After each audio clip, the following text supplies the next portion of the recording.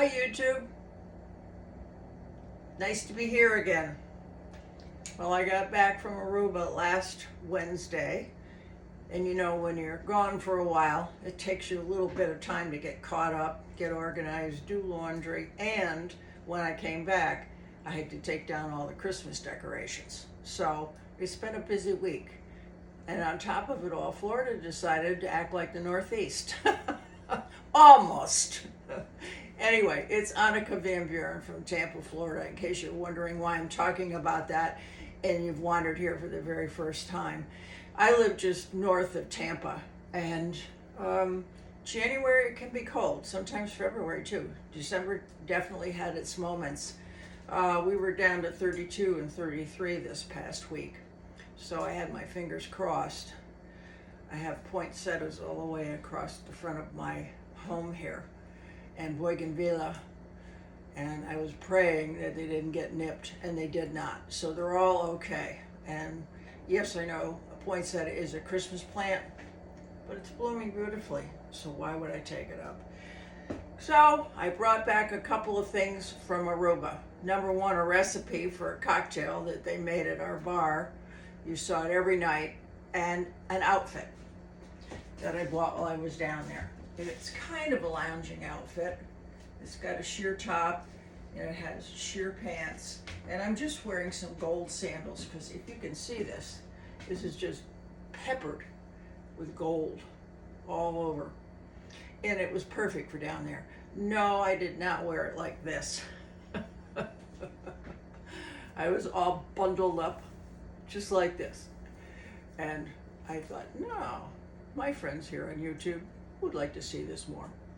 So, what am I making today? Well, it's one of the bar drinks, and I'm going to start with some ice in a glass. Now, they did a lot of frozen drinks, and believe it or not, they are not my favorite. But they mixed a lot of things in the glass right at the bar. And so that's what I'm going to do. I'm trying to remember the name of this, and it's just going right out of my head. There. I think I'm going to use that for now, and if I need to add more ice, I can. First, we're going to start with an ounce of vodka. Just an ounce, so let me use this.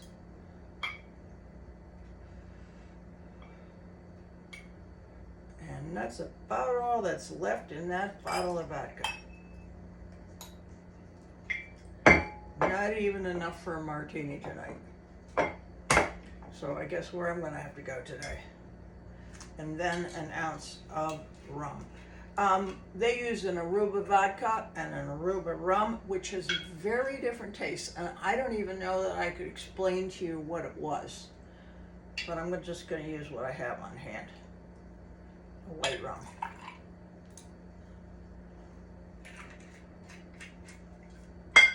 And then I'm going to use a half ounce of peach schnapps. Now, they had the recipe, I mean, they had the ingredients on the menu, but they never told you the quantity, so I'm guessing. I'm going to do about a half an ounce.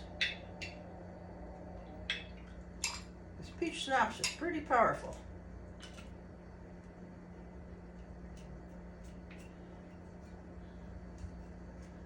And I am now going to add some more ice. Because already it's melting. And you say, well, you're not very dark for being in the Caribbean. I really don't sit in the sun that much. I've had some skin cancer over the years, and I'm adding pomegranate juice to this. Now down there they used cranberry and they didn't have pomegranate. So I'm going to give this a really good stir because I like my drinks really, really cold.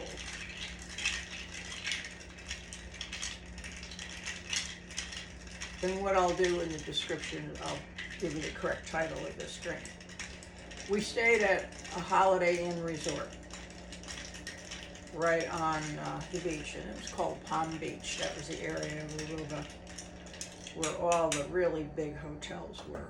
St. Regis, Hyatt Regency, the Ritz, you name it.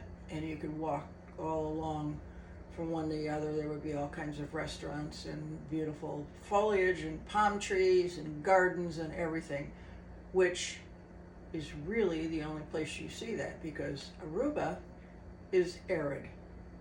As you drive around the island, it's very, very dry. You see very little flowers and vegetation because they get so little bit of rain. We went out to dinner the last night that we were there, and that particular restaurant had all kinds of tropical plants, and it had been there, the home had been there for 120 years, I believe, and then they converted it to a restaurant. I think I mentioned this in one of my other little videos. And it had all kinds of huge tropical plants and big trees because they were old. But generally speaking, the island is very, very dry, very beautiful, very rocky coastline up in the northern western end, so rocky that you can't surf there, it's too dangerous. The biggest thrill for me about the trip was the people. Just the most lovely, congenial, can't do enough for you folks that I think I've ever met in all my travels. So I really enjoyed it. This should be really good right now.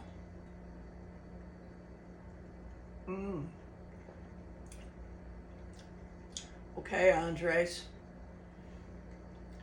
This might do you proud.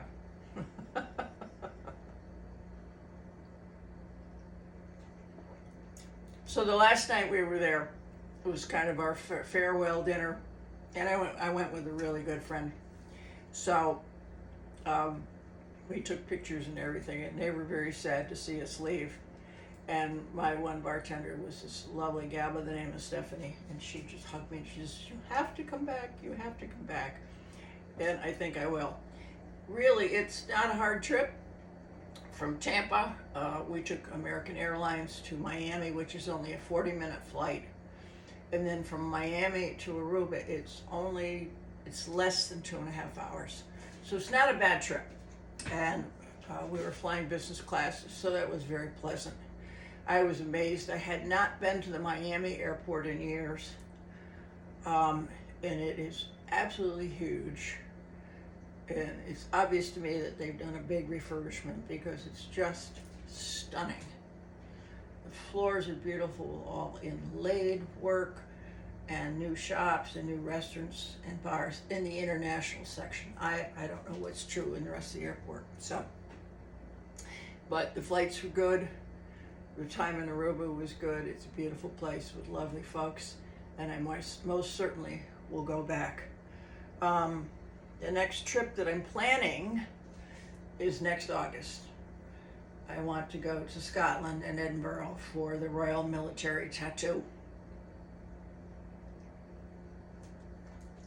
I happened to be in Edinburgh in 2005, but I was there in March, and it had 5 inches of snow, and it was so cold. I had been in London and flew up, and I did a bus tour, and it dropped us off at the castle in Edinburgh. And we did a little tour of the castle, and then as I walked down through Old Town, I heard bagpipes.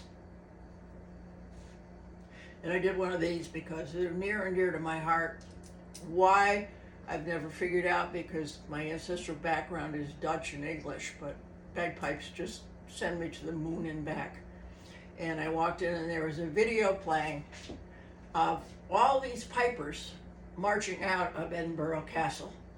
Come to find out, to make the story short, for the last 75 years, they have this big show and staging at Edinburgh Castle for 3 weeks every year.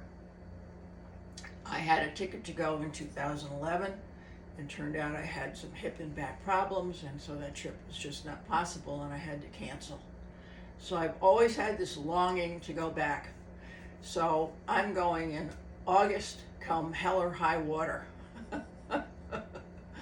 And I haven't booked anything yet, but I have a good idea when I want to be there, probably right in the middle part of August. And then after, I don't know where I'm going to go. I'm thinking about heading down to the English countryside and then heading back up to London for a few days because I have a friend there, and then heading on home. I love the UK and the British Isles, and so I'm really looking forward to going back. Will I head any place else in the meantime? I don't know. Any suggestions? Thank you for watching. Thank you for being here. Thank you for subscribing.